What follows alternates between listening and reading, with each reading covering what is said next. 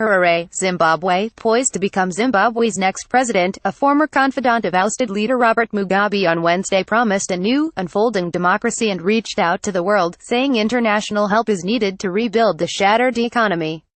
Emmerson Mnangagwa, who fled Zimbabwe upon being fired from his job as vice president on November 6, made a triumphant return to the country a day after 93-year-old Mugabe resigned.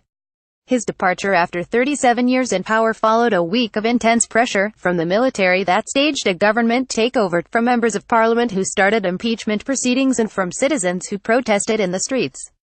While Mnangagwa talked in his speech about democracy and working together, he also recited slogans from the ruling ZANU-PF party such as "Forward with ZANU-PF, down with enemies" that are unlikely to attract Zimbabweans in the opposition.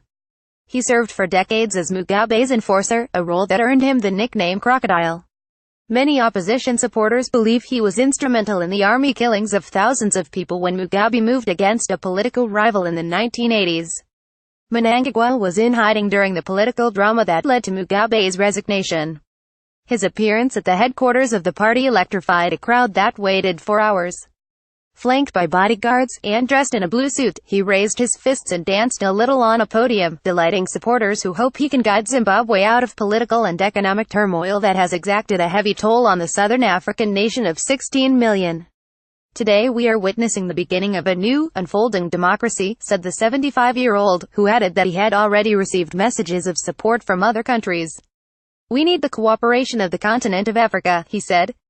"We need the cooperation of our friends outside the continent." After meeting with South African President Jacob Zuma, Mnangagwa flew in a private jet from South Africa to Zimbabwe.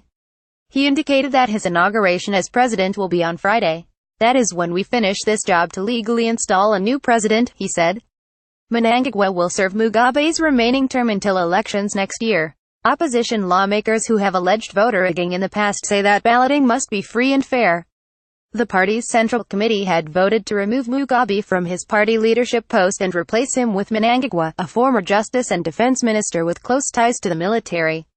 Mugabe fired his longtime deputy as the former president's wife, Grace Mugabe, positioned herself to replace him and succeed her husband.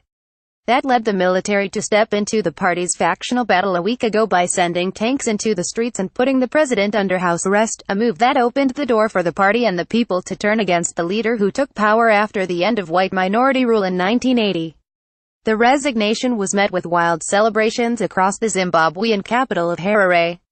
People were thrilled to be rid of a leader whose early promise, including an emphasis on education, was overtaken by economic collapse, government dysfunction and human rights violations.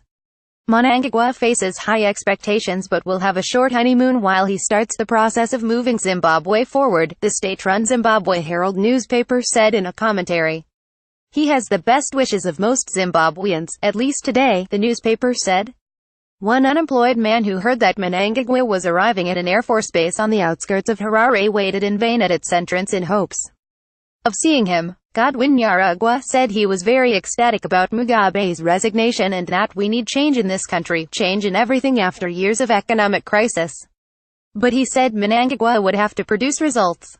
"We have to try him and see," he said of Mnangagwa. "If he doesn't come up with something, we need to change him as well."